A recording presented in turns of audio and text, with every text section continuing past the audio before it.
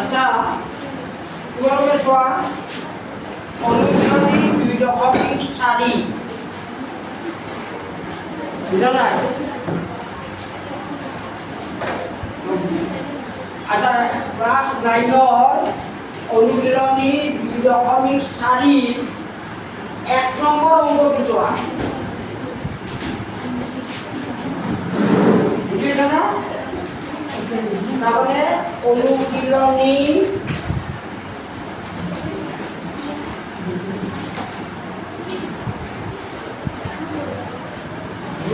2.4 ইয়াত লিখিবা বাবা ক্লাস 9 ম্যাথ এদিকে লিখিবা এটা হলো কি 2.4 1 নম্বৰ অংকটো কি কৈছে চোৱা 1 নম্বৰটো তলৰ গুণফল কেইটা নিৰ্ণয় কৰিবলৈ উপযুক্ত অভেদ ব্যৱহাৰ কৰা ইয়াত 1 নম্বৰত আছে কি তোমাৰ x + 4 হোল ইনটু x + 10 এই গুণফল x + 4 আৰু x + 10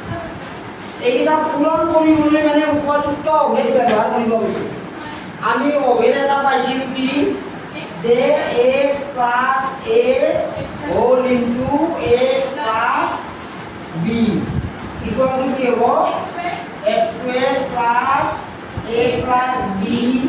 whole into x + ab এইটো এটা আমি অভেদ পাইছিলো এই অভেদ মতে এ x টো ঠাইত ঠিকে আছে অভেদ মতে b ঠাইত a ঠাইত আছে 4 আৰু b ঠাইত আছে 10 গতিকে এই অভেদ মতে বহালে আমাৰ কি হ'ব x² + a + b আছে গতিকে a ঠাইত 4 প্লাস b ঠাইত 10 আৰু ভলিউম a প্লাস ab অর্থাৎ a into b অর্থাৎ a side 4 into b side 10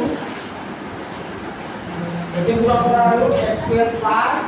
দুটো সাইড 14 14x প্লাস সাইড গুণ 40 পুরো ফল হইছে এইটো কাটি দিয়া আছে কাটি দিয়া